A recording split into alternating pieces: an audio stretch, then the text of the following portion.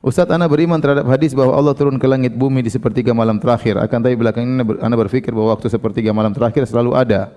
Hanya berpindah tempat saja antara bagian bumi satu bumi yang lainnya. Ini masalah tidak perlu antum pikirkan. Ini di luar daripada hayalan antum ya.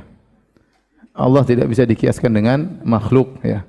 Antum kalau ingin tahu bagaimana cara Allah turun langit ke dunia, antum harus tahu pertama Allah bagaimana dulu, terus langit dunia seperti apa, ya. Baru antum bisa bayangkan bagaimana turunnya Allah, baru antum gandengkan dengan sepertiga malam terakhir.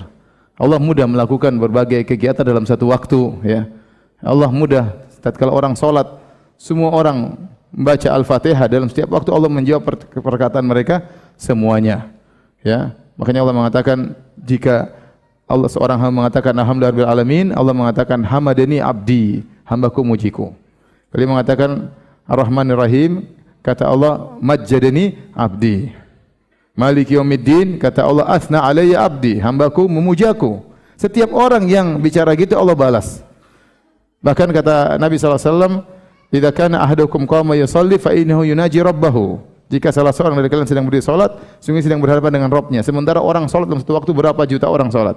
Allah bisa jawab semua permintaan mereka, Allah bisa bicara mereka dalam satu waktu. Demikian juga wa huwa sari'ul hisab. Allah mudah hisabnya. Allah akan menghisab berapa miliar entah triliun manusia. Allah mudah menghisab apa? Mereka, mudah bagi Allah. Sebagaimana Allah memberi rezeki kepada mereka dalam satu waktu. Allah pun turun, Allah mau kasih dimensinya satu, mungkin itu enggak usah kita pikirkan. Yang ente pikirkan pada sepertiga malam ente bangun salat malam. Jangan ente bangun sepertiga malam, ini Allah lagi di mana ini? Apa yang pikir? Itu bukan tugas ente, di luar kemampuan ente. Karena sebenarnya orang menggunakan akalnya tidak pada tempatnya ya. Ya, banyak hal yang antum tidak bisa pikirkan di luar daripada nalar antum. Apalagi bicara tentang Allah Subhanahu wa taala ya. Sama dengan pertanyaan, ya Ustaz, kalau Allah di atas berarti Allah membutuhkan tempat. Ini juga pertanyaan yang seorang yang tidak bisa ya mengagungkan ayat-ayat Allah dan hadis-hadis Nabi. Begitu banyak ayat Allah mengatakan Allah di atas, Allah di langit, Allah beristiwa di atas arsy. Banyak sekali ayatnya. Ya, bahkan dalil bahwasanya Allah di atas, kata Ibnu Qayyim, bal alfani, ada 2000 dalil yang menunjukkan Allah berada di atas. Fitrah juga demikian, menyatakan Allah berada di atas, ya. Adapun meyakini bahwasanya kalau di atas berarti Allah butuh kepada tempat. Ya akhi, ya.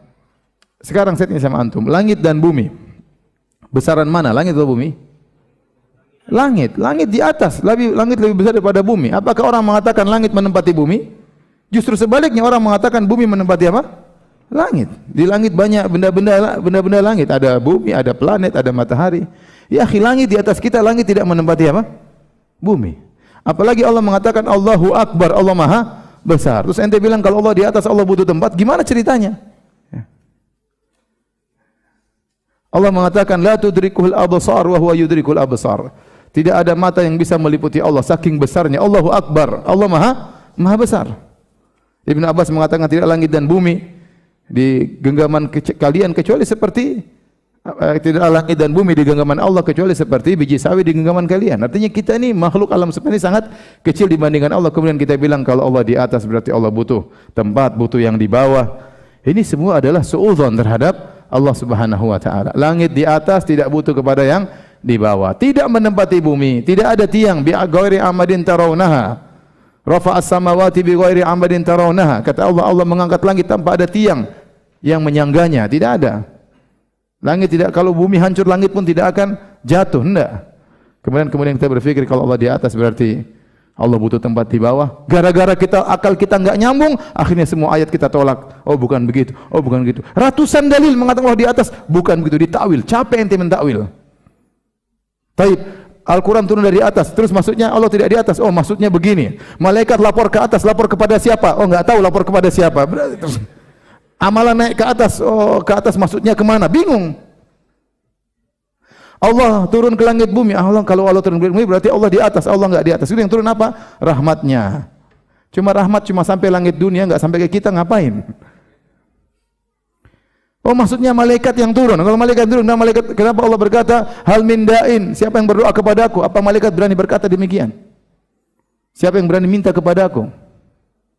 Ya, akhirnya orang tatkala ditakwil-takwil seperti ini, pengagungan terhadap Allah kurang. Coba kalau antum yakin Allah turun, antum semangat bangun. Semangat bangun, saya ingin Allah mendekat kepada hamba-hambanya. Semangat beribadah. Tapi kalau sudah punya syubhat-syubhat, enggak ada. Repot. Karena syubhat semuanya ya.